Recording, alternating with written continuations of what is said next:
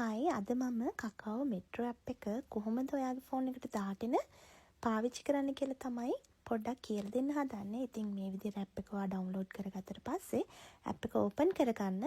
Open කරාම වම් පැත්තේ උඩම ඔයාට ඉරි කැලි තුනක් තියෙන තැන ක්ලික් කරාම උඩින්ම එයි login required කියලා.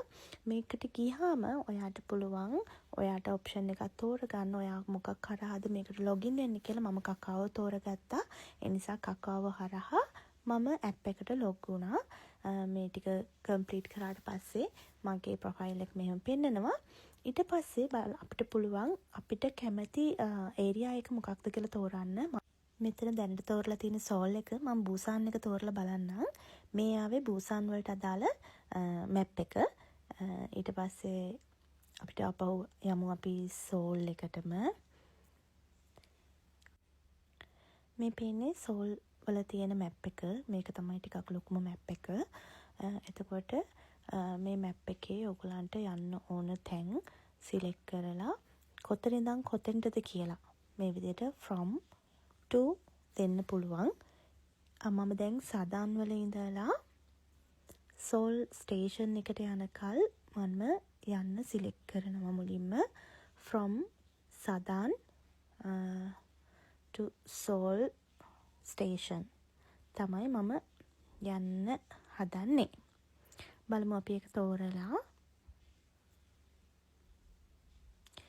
එතකොට මට පෙන්නනවා විනාඩි 16ක් යනවා කියලා.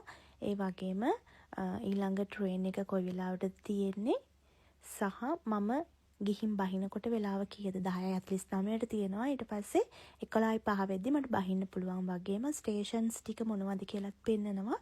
ඒ ස්ටේෂන්ස් වලට යන ටයිම් එකත් පෙන්නනවා. ඒ වගේම ඔයාලට මෙතන පේනවා ඇති යන ගානත් උඩින්ම තියෙනවා වොන් 1400යි කියලා. ඒ වගේම තමයි මට මේකේ ලාස්ට් ට්‍රේන් එක මේ දුවන මේකේ ලාස්ට් ට්‍රේන් එක බලන්නත් පුළුවන්. ඔය විදියට විස්තර ටික අපිට ගොඩක් විස්තර බලා ගන්න පුළුවන්කම තියෙනවා.